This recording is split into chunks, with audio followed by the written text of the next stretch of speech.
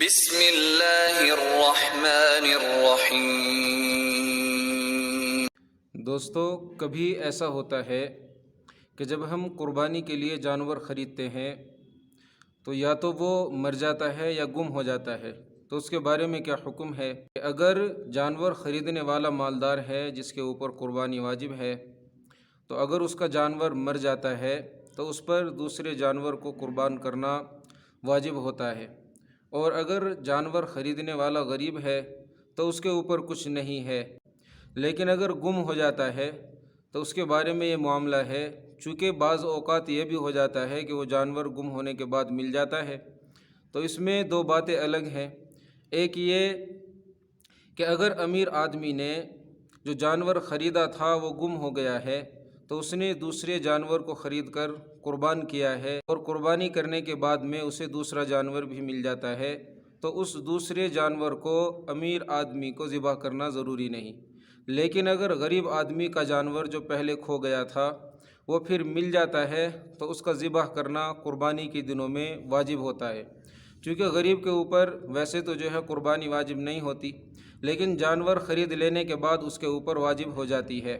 اور اگر قربانی کے دن نکل گئے ہیں تو اس جانور کو اگر وہ مل گیا ہے پورے کے پورے کو صدقہ کرنا واجب ہو جاتا ہے، اور اس کے گوشت میں سے یہ غریب آدمی کچھ کھا نہیں سکتا ہے۔ ایک لوگوں میں عام طور سے دیکھا گیا ہے کہ یہ رسم سمجھ لیجئے یا سوچ سمجھ لیجئے کہ یہ بنی ہوئی ہے کہ بڑے جانور کے اندر جب تک 7 آدمی شریک نہیں ہوتے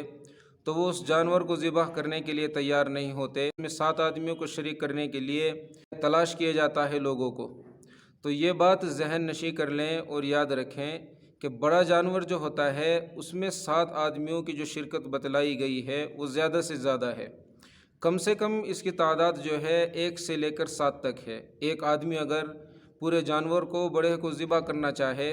تو 1 آدمی بھی کر سکتا ہے، 2 آدمی بھی کر سکتے ہیں، 3 بھی کر سکتے ہیں، ایسے ہی 4 5 6 آدمی بھی جو ہے اس جانور کو ذبح کر سکتے ہیں، قربانی اس کی کر سکتے ہیں، تو یہ جائز ہو جاتی ہے۔ بعض لوگ جانور جب خریدتے ہیں تو وہ مہنگا ترین خریدتے ہیں۔ تو دوستو، اگر ہم مہنگا جانور خریدتے ہیں تو ایک تو اس میں سے ریاکاری کی بو آتی ہے،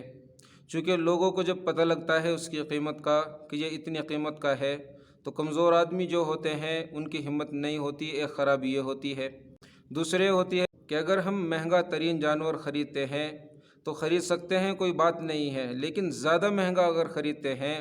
تو اس میں ہمیں ایک یہ نقصان ہے اس اعتبار سے، چونکہ ایک حدیث کا مفہوم ہے کہ جانور کے اوپر جتنے بال ہوتے ہیں ہر بال کے بدلے میں ایک نیکی اللہ تبارک و تعالی عطا فرماتے ہیں۔ دوسرا، ہم جو جانور خریدتے ہیں مہنگا ترین اگر نہیں خریدتے، اس کے مقابلے میں مناسب قیمت کے جانور خرید لیتے ہیں تو اس سے دوسرے غریب لوگوں کو بھی زیادہ فائدہ پہنچتا ہے، ان کے پاس میں جو ہے گوشت زیادہ لوگوں کے پاس میں وہ پہنچ جاتا ہے اور ان کی مدد ہو جاتی ہے۔ تو اس لیے اگر اللہ تبارک و تعالیٰ نے ہمیں نوازا ہے تو ہم لوگ کوشش یہ کریں کہ مہنگا ترین نہ لے کر جو ہے ہم مناسب قیمت کے جو جانور ہیں وہ خریدیں۔ بعض لوگوں کا تصور یہ ہے کہ عید الاضحیٰ والے دن جو ہے